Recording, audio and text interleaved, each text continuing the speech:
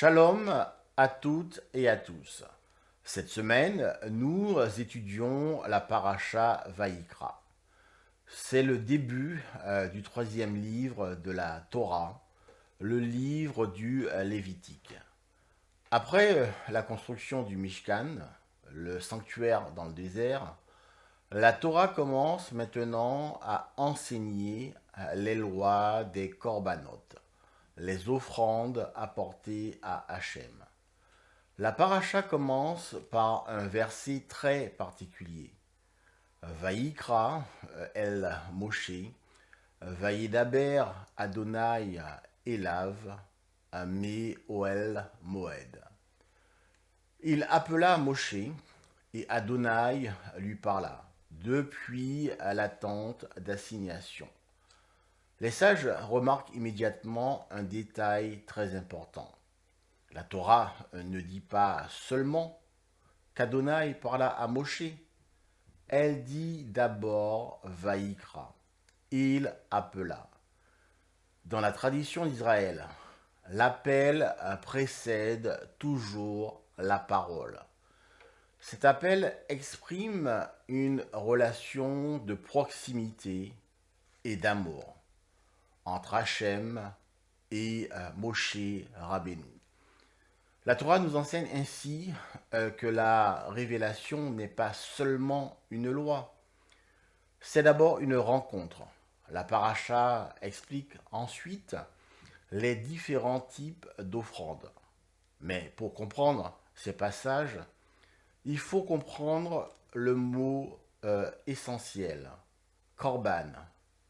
On traduit souvent ce mot par sacrifice, mais en réalité, le sens est plus profond. Le mot korban vient de la racine hébraïque kouf reshbet karav, qui signifie se rapprocher.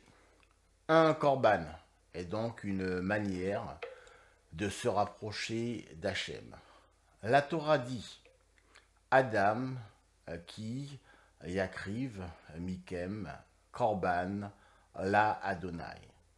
Lorsqu'un homme parmi vous offrira une offrande à Adonai, les sages attirent notre attention sur un mot très important, mikem, de vous-même.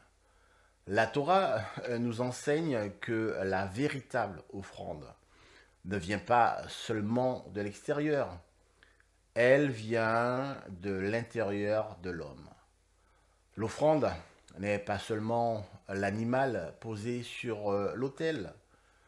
La véritable offrande est le cœur de l'homme qui se tourne vers Hachem. La paracha décrit ensuite plusieurs types d'offrandes. La première est le korban ola. C'est une offrande entièrement brûlée sur l'autel.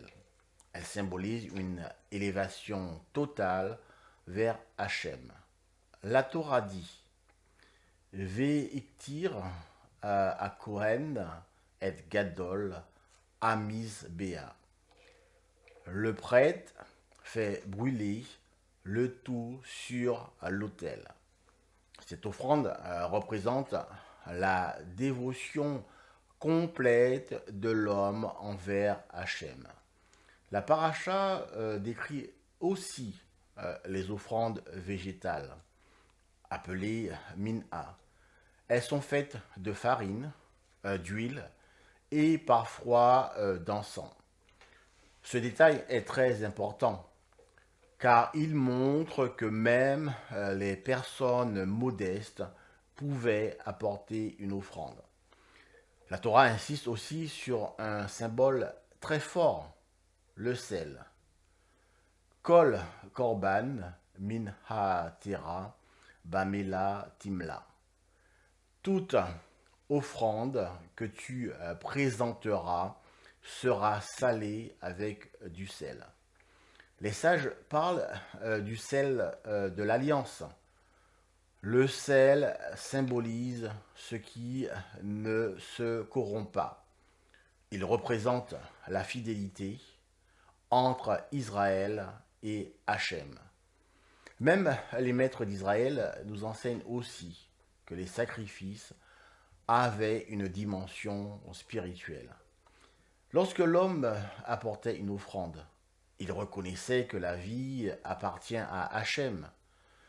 Il reconnaissait ses erreurs. Il exprimait son désir de se transformer. Les sages expliquent qu'un korban représente un processus intérieur, la reconnaissance de la faute, le regret sincère et la volonté de changer. Après la destruction du temple de Jérusalem, les sages ont enseigné que les sacrifices seraient remplacés par la prière. Le prophète Oshéa l'exprime ainsi. Un chez Lema, Parim, Safetenu.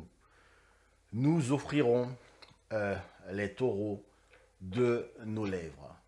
Autrement dit, nos prières deviennent aujourd'hui nos offrandes spirituelles.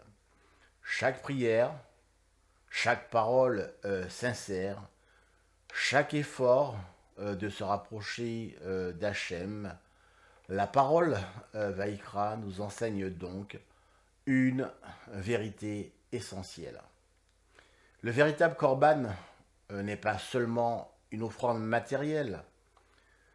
Le véritable korban est le cœur de l'homme. Lorsque la Torah dit Vaïkra el Moshe, il appela Moshe, les sages expliquent que cet appel traverse les générations. Hachem continue d'appeler chaque être humain à se rapprocher de lui, à vivre avec justice et à chercher la sainteté. Merci de m'avoir écouté. Toda Rabba. Excellent Shabbat. Leitraot Raverim.